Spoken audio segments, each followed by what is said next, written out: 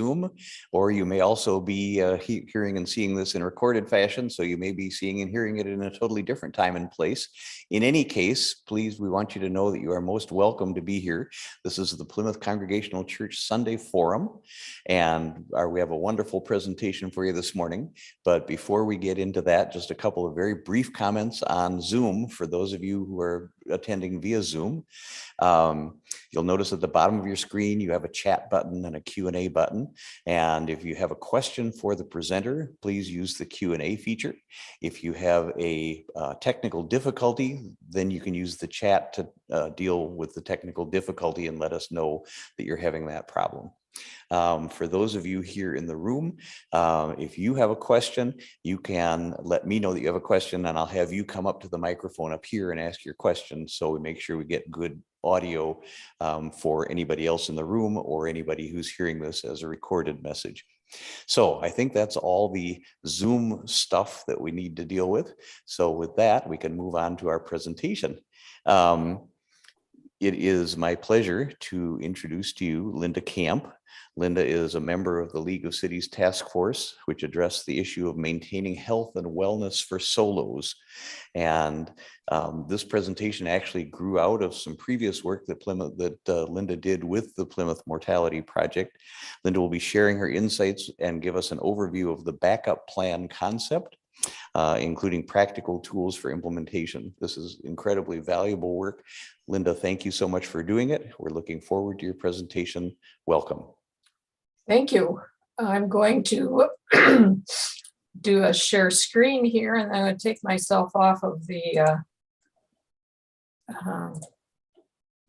take my camera off here for a minute. Okay. And I thank you. I appreciate the opportunity to be here. Just a little background and a slight correction of the introduction. I started this work myself in about 2015 for some reasons that had to do with family and my own planning issues. And in the course of looking for solutions, discovered that this wasn't something that was just my problem, that there were a lot of people out there that could be considered solos, and there weren't a lot of solutions. So that led me to begin collaborating with the, not the League of Cities, but the Citizens League and the Minnesota Elder Justice Center. And we put together a project that was funded by a community foundation grant from the Bush Foundation. And we did about a year and a half worth of study and recommendations. And since then, I have been personally trying to follow up and continue implementing some of the ideas that the task force came up with. And some of that work kind of had to go on the back burner because of the pandemic, just not as possible to do all the things. So anyway, I have been talking about this for 5 or 6 years. So here's what I want you to hope you'll take away from this today. What I'd like you to hope you'll understand is that when I'm talking about solos, I'm really not talking about somebody else. This is an issue that affects all of us. And when you hear the term, you might have heard the term elder orphans also, which is not a term I particularly like, but people first of all think about folks who don't have children or don't have a partner, or people who live alone. And some of those things may be true, but I'm hoping I'll be able to give you a bigger picture to understand the scope of people who might really consider themselves to be solos. I'd also like to help you understand kind of what sort of resources are out there today to help people do kind of planning around their own health and well-being issues, particularly as they get into the second half of life. And the fact that this isn't just an individual issue, that we also need better systems out there that support people. And the systems that we need to develop that will help solos will also help people with family as well. The final thing I hope I can help people kind of focus on is the fact that we need to plan differently and look at the second half of life and not just the end. So here's a definition, and this is the one that we used in the solos task force that I mentioned earlier. And we talk about solos as individuals who by choice or circumstance function without the support system traditionally provided by family. And we framed it this way to really point out that it isn't really just a demographic issue. It's sort of what's the result of certain factors that are out there that makes them without a very good safety net that had been traditionally provided by family. And one of the terms that the task force came up with to kind of clarify this idea is talking about people as being functionally solo, meaning that on the surface they might not look like they're solo, but functionally they are. And I want to read you a quick anecdote to help clarify and give you an example of what it means to be functionally solo.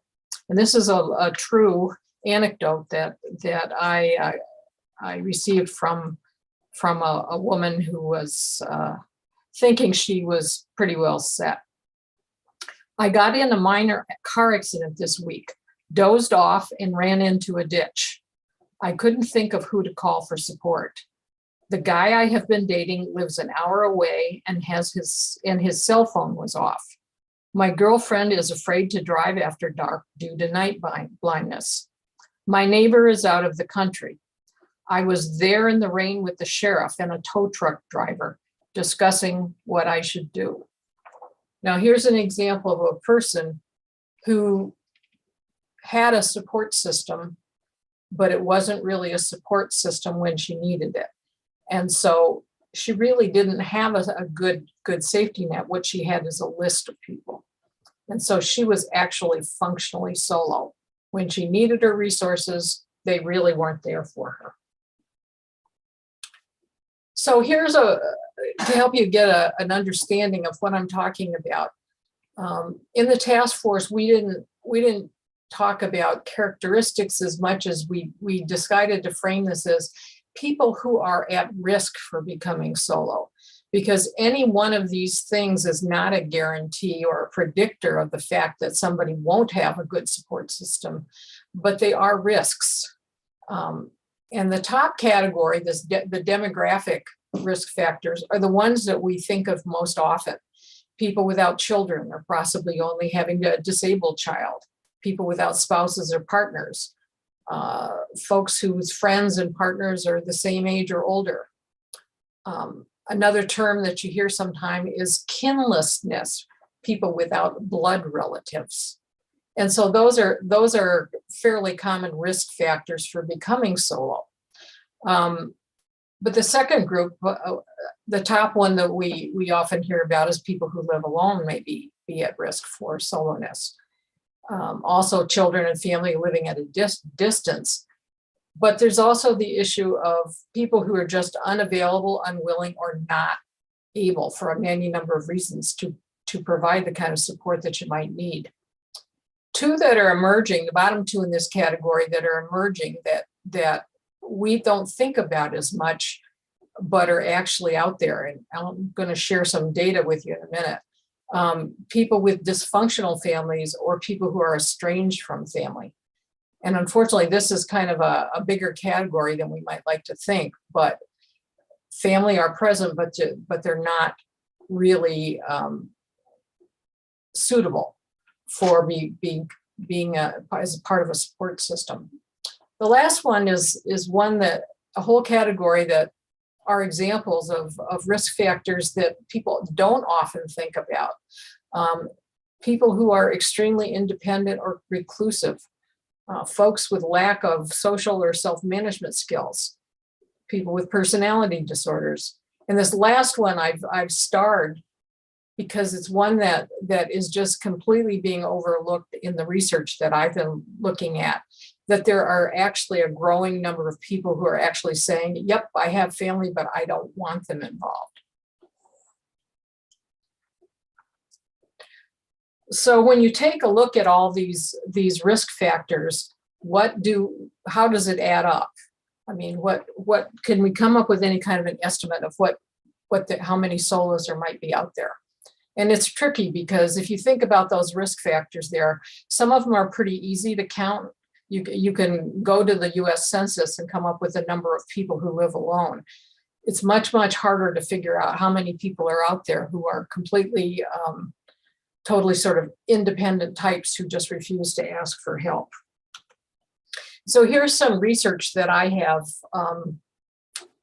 found that gives us some clues about what that total number might look like. And going off on the left, this is from some of the most recent 2020 census, this one.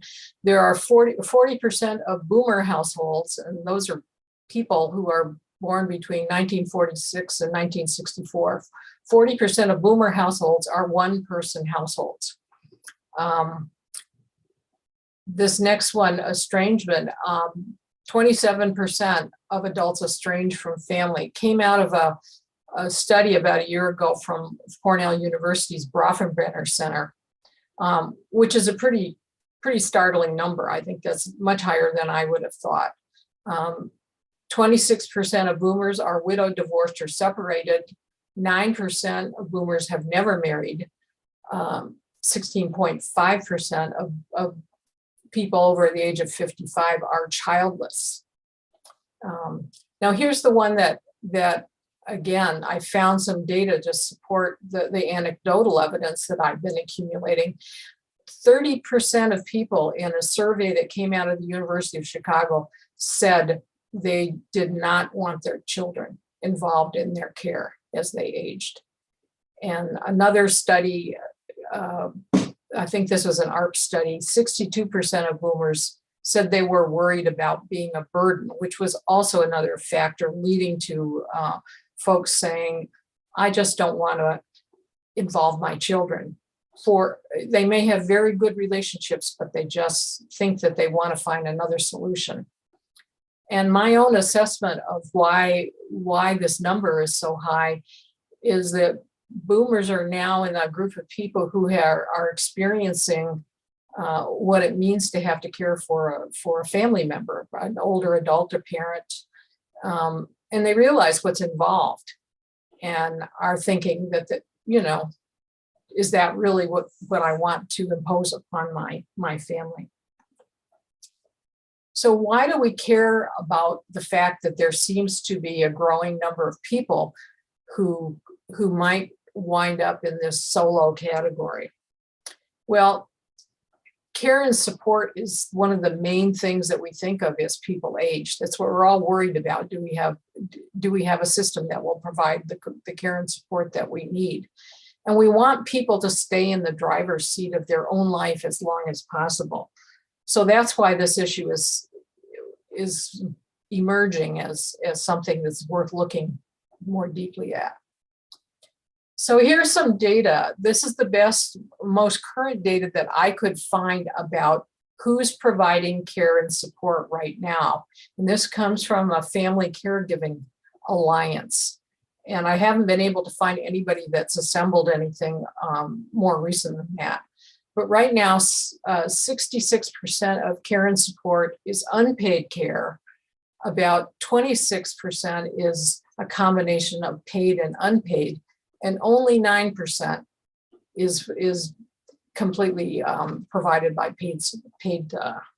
paid caretakers.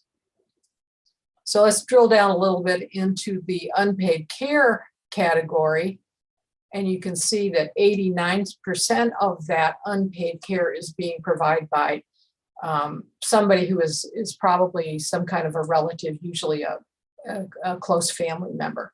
And only 10% is providing, of the care is being provided by people who are not related to the person who's receiving the care.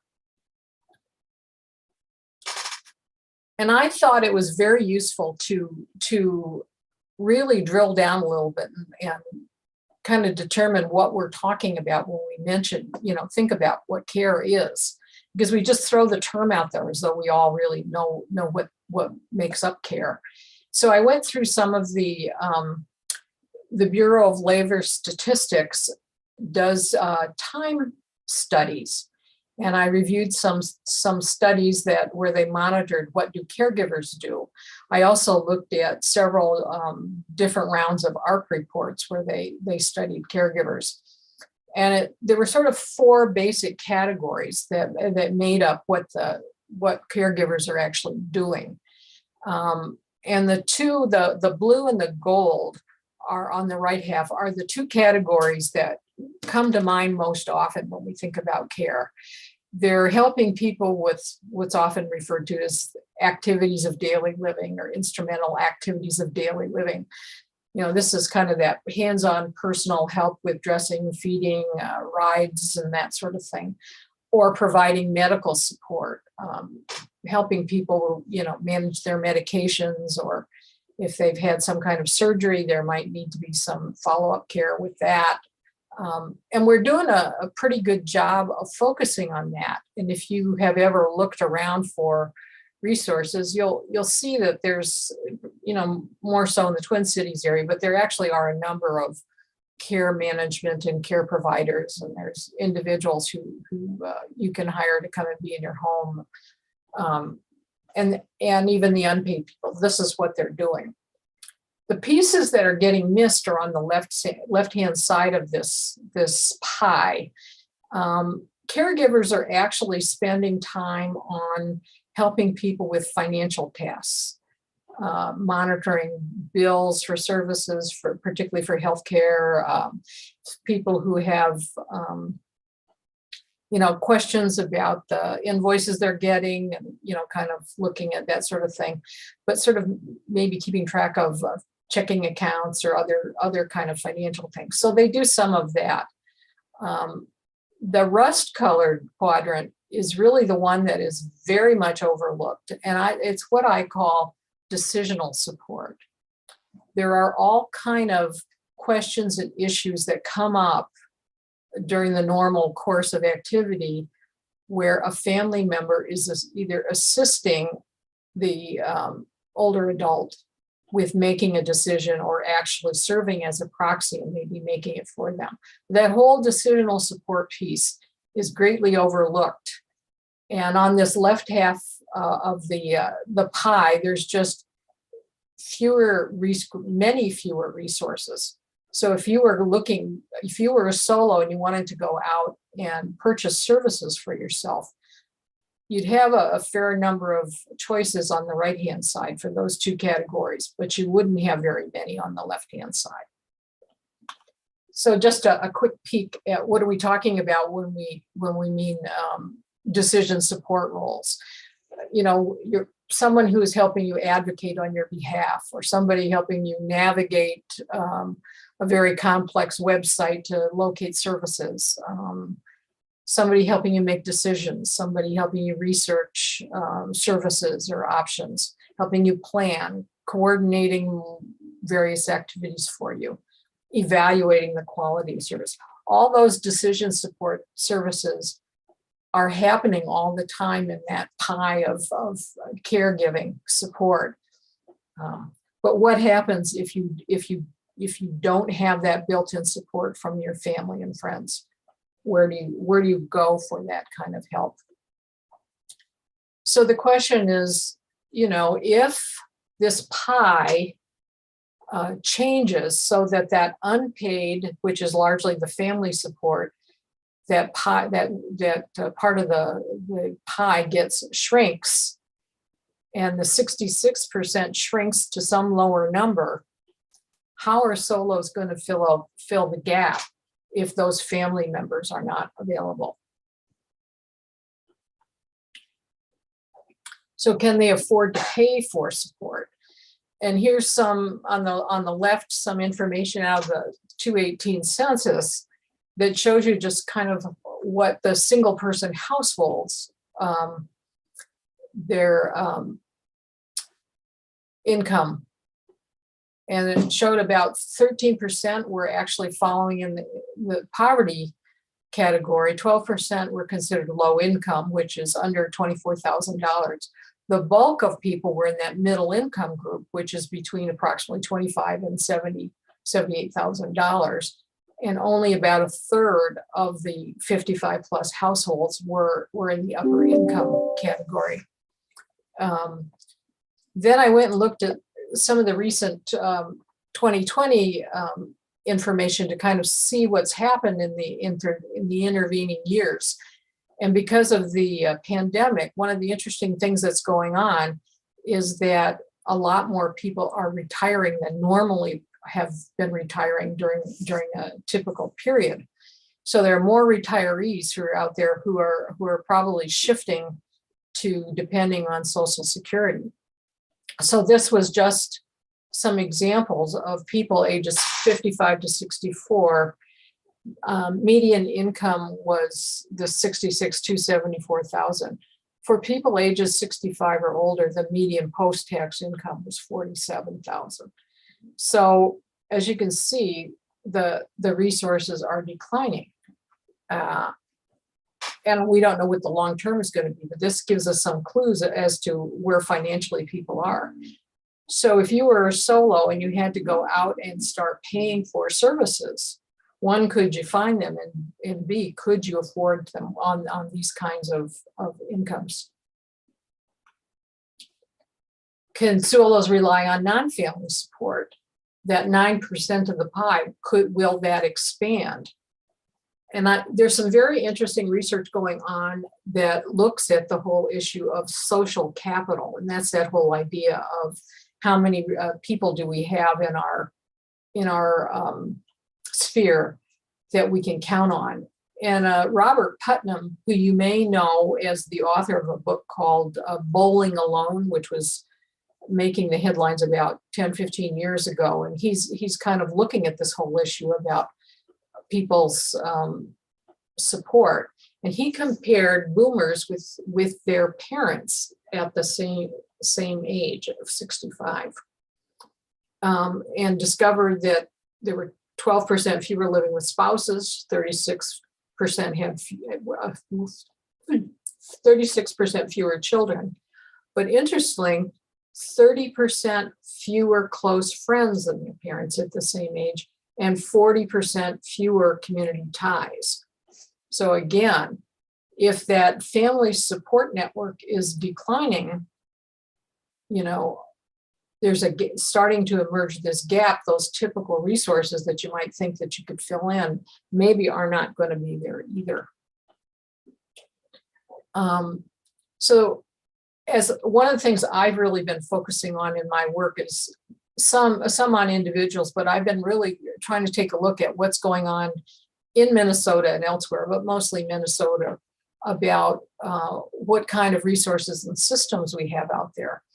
And what I see is that the systems that are out there really still are based on assumptions that traditional family network is actually available and the people have the ability to do it.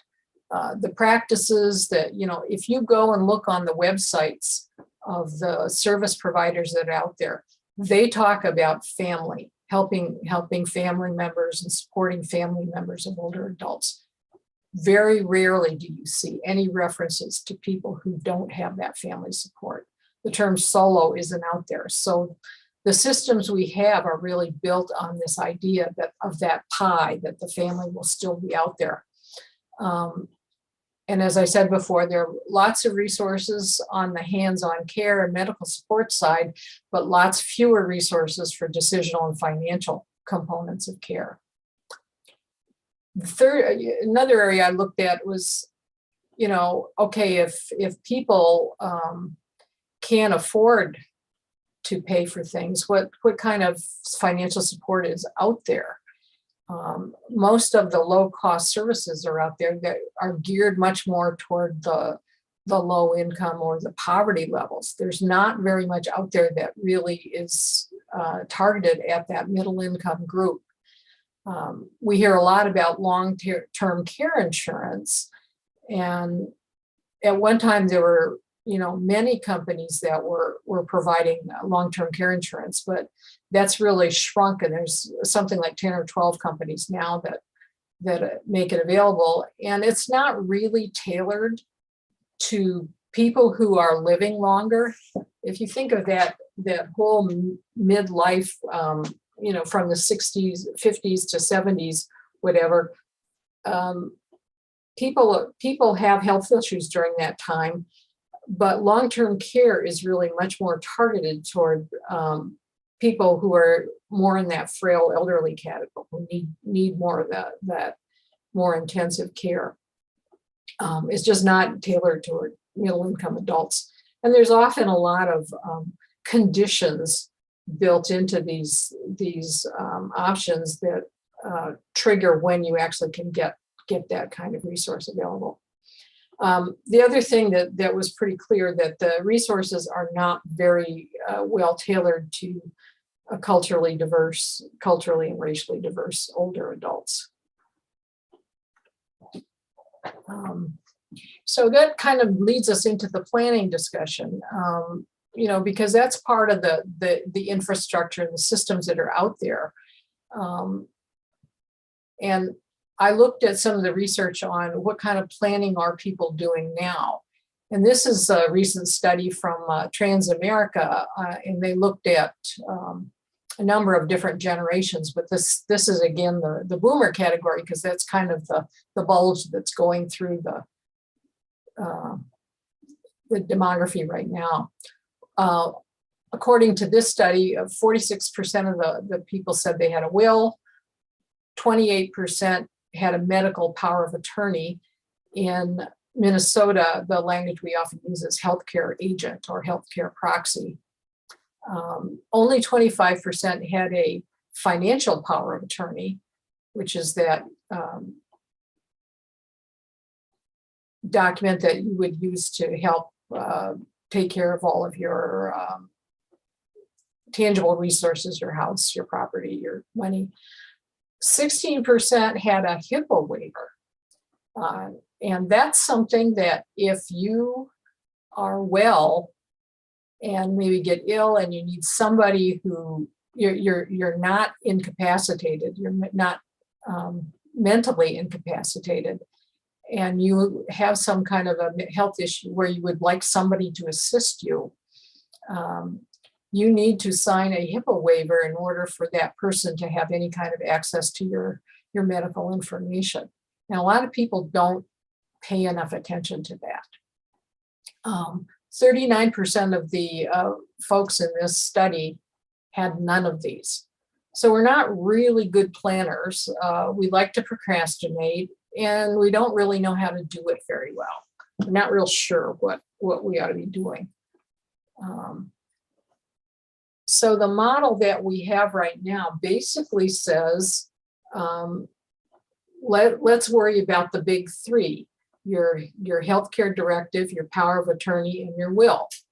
And it misses the kinds of care that you might need, just like, for example, when you're perfectly fine, except for maybe you have to have a knee replacement or cataract surgery or any of those kinds of things where you're sort of temporarily need some help. People don't plan for those things. It's just not on the radar screen. So it misses care and support that you might need across the long middle. And it very often doesn't think about this whole decisional component. We focus on that medical part, but we don't think about who we might need to help us make decisions, or to make decisions if we were unable to do them for ourselves.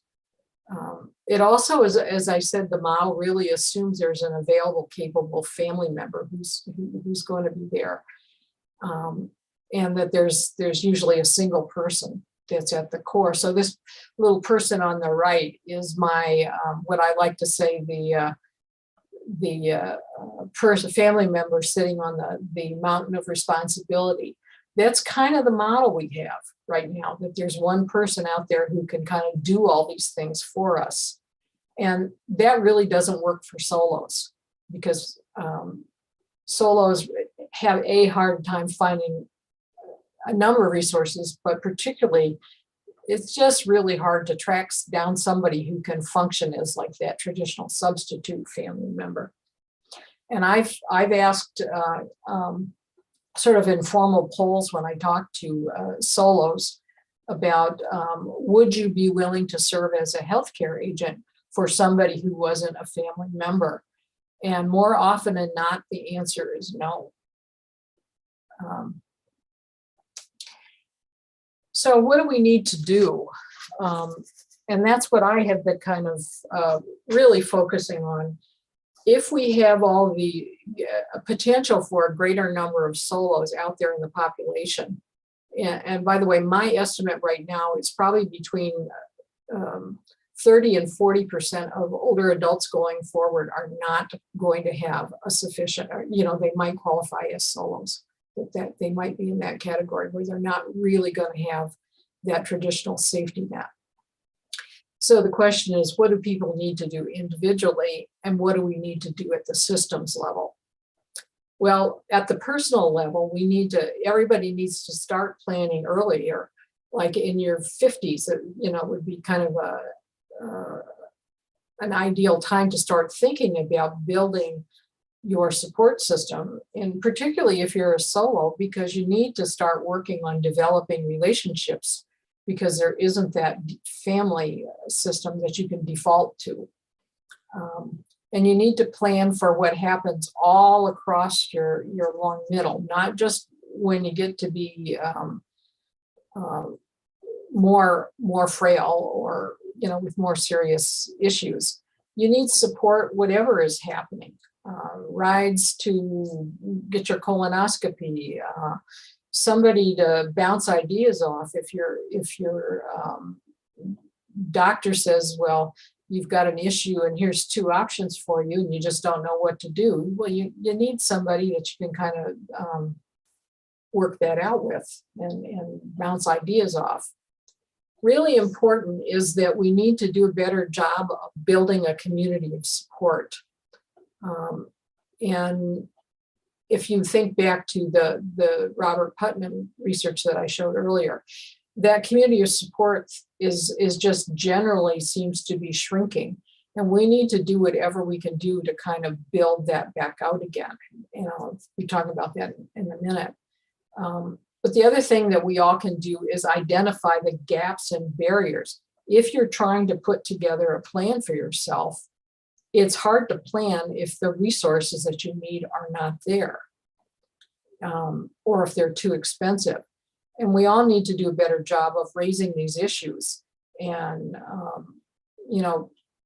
surfacing the ideas of the barriers that are out there, and make the case that we need to have systems change.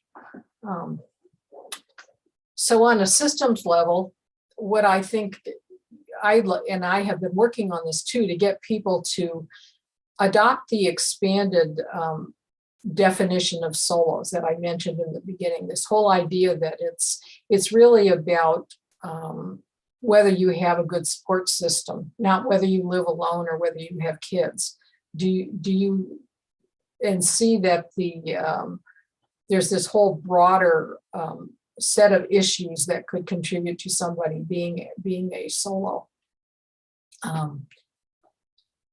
We need to get the people who are putting together resources for older adult to include more decisional and financial support resources when they're planning for care. And again, I've been looking for these. I found a few in Minnesota, but they're hard to, there aren't that many, and the ones that are out there are sometimes really difficult to locate.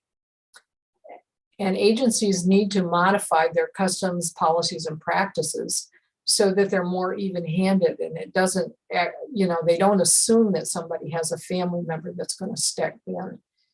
And again, I invite you to go and look at some of the websites and informational brochures that are out there for the resources that are out advertising and making themselves known. You will find that they don't mention solos very often, whether they use that word or not. The language is aimed at family. We also need more support for older adults who are in that middle income. Everybody's in middle income, but older adults too. Again, because if you don't have a real solid safety net, it's really hard to go out and buy the services that you need. They may not be affordable. It's interesting, one of the studies that I have seen from ARP is said that in addition to the many hours of unpaid time that families contribute to older adult care, they're spending usually an average of $7,000 a year in out-of-pocket expenses. So family support is not free, even though we sort of want to think it is, but it really isn't free. And we also need to do a better job of designing tools and resources to meet solos of diverse cultures. So those are some general strategies. I'm just going to say a little bit about the backup plan. I don't have time to go into this in great detail because I want to leave a little bit of time for some questions. But this is a model that I developed based on the research that I've been doing and looking at what's out there for planning, because it's kind of like, I think the planning models that we have right now don't serve us very well. I don't think they serve anybody really well, but they don't serve solos at all. And the focus is on end of life. They don't help you plan for the middle of life. And again, they don't focus on the gap, that whole health and well-being area. So this model, this backup plan, really is built around this whole idea that in the second half of life, we want to make sure we're still in control. We're in the driver's seat of our own lives. And it helps you take a look at what kind of resources that you need to support you making your own decisions about your health and well-being, but also what you would need if somebody else was going to do it for you. So if you can't decide for yourself, you need a backup plan, is where the idea came. And this model really is not a list, a checklist. Most of the planning books will give you a list of things and say, you should do this, whatever. It's more of a result-oriented process that says, here's what we're trying to accomplish, and we're going to help you look for tools and resources that meet your needs. So there is no one exact way to do it, that there are often several ways, and we need to match the solution to the person, their preferences, their lifestyle, what they can afford, where they live. So it's a very person-centered way of planning. So you won't find, like I say, you won't find a checklist that says, okay, you should have X amount of this and 3 of these or whatever. It says, here's what you need to accomplish. Let's figure out how to do that. It also is a very skill building and shared problem solving model.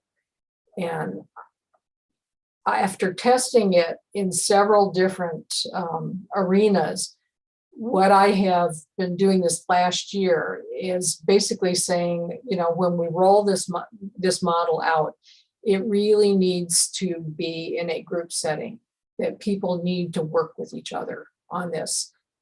If you just get the background materials, what happens is people read them, they might go through and do some of the stuff, and then it goes in the drawer. And what we really need to do is build in more personal accountability for, actually getting things done, but also to continue to work on it over time, because things change. The model helps you plan for the middle as well as the end. And it's what I call just in time, just enough. It's a model that helps you look at what you need sort of now, rather than just something that may be 10, 15 years away. That's so abstract. That's probably why people aren't doing as much planning as they should, because it just seems like it's too far away when they're actually going to use it.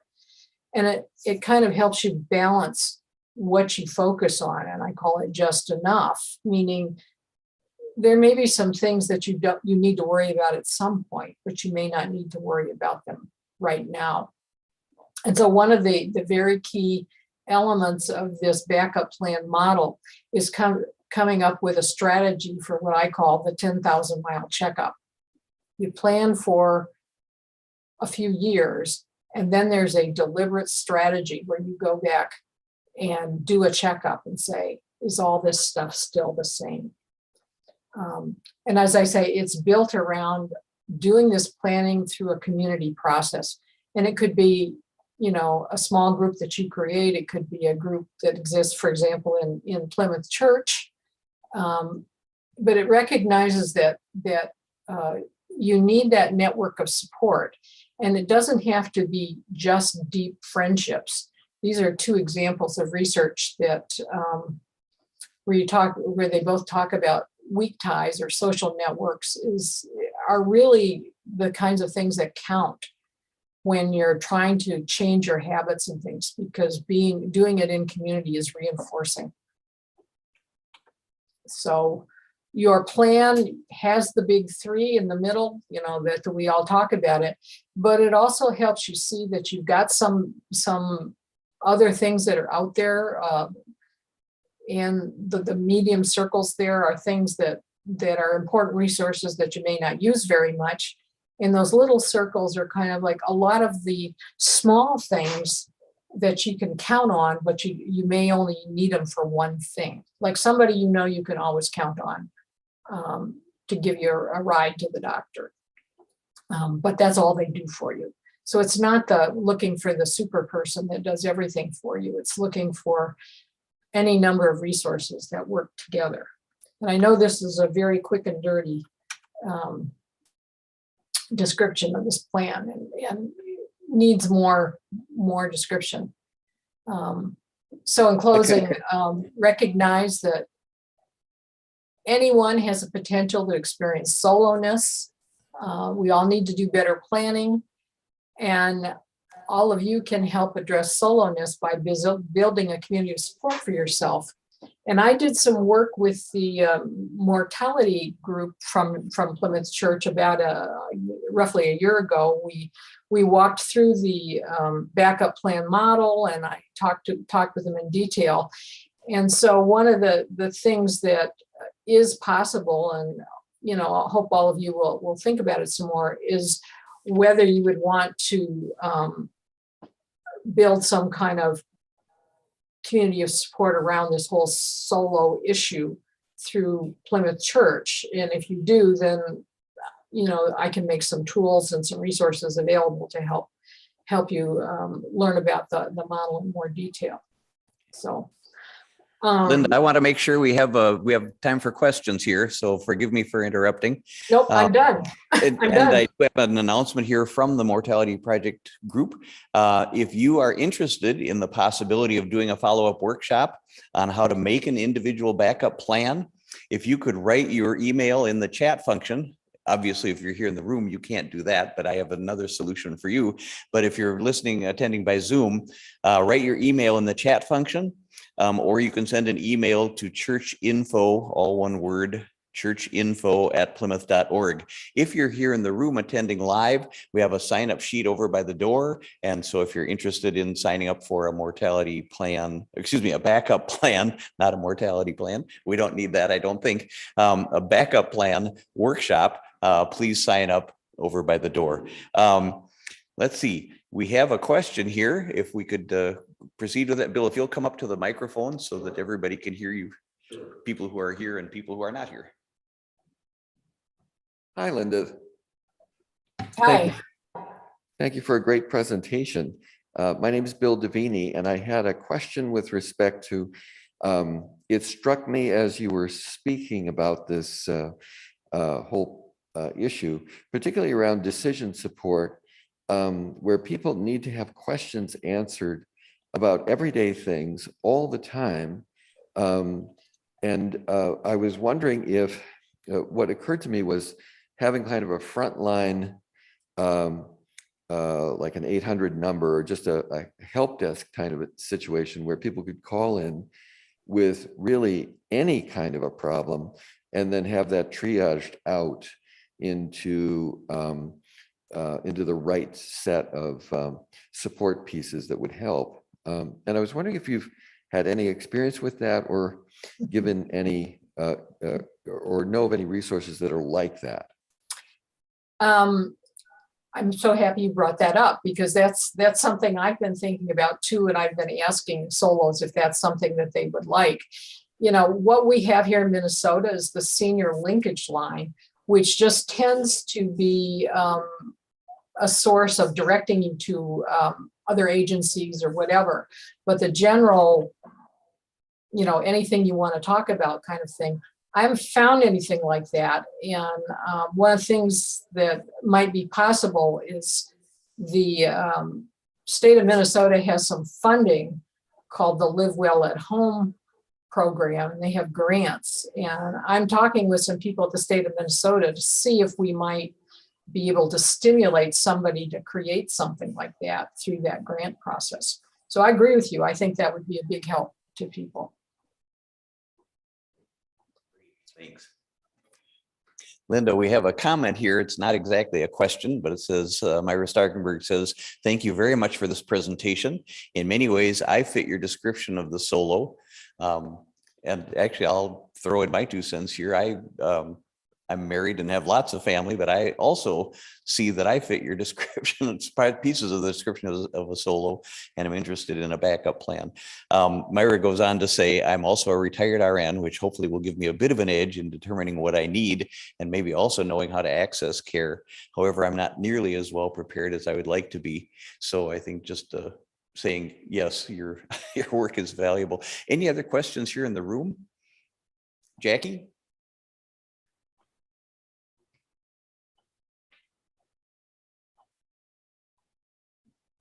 Linda, I wonder if you just go into a little more detail about the HIPAA document. I don't quite understand when that's needed. Okay. I don't know if you belong to use any kind of a health clinic on a regular basis, but HIPAA, you know, is part of the law that was passed a number of years ago that to protect privacy of medical and personal information. So many clinics and entities will have you sign a HIPAA release so that you agree that doctors can share your information among each other. And usually your clinic will, you know, give you that form. Used to be a once a year. I've noticed that pandemic kind of skewed that away. But if you want to have somebody accompany you to doctor's appointments or help you resolve an issue where they need to know something about your personal information, your healthcare agent can help you when you lack capacity.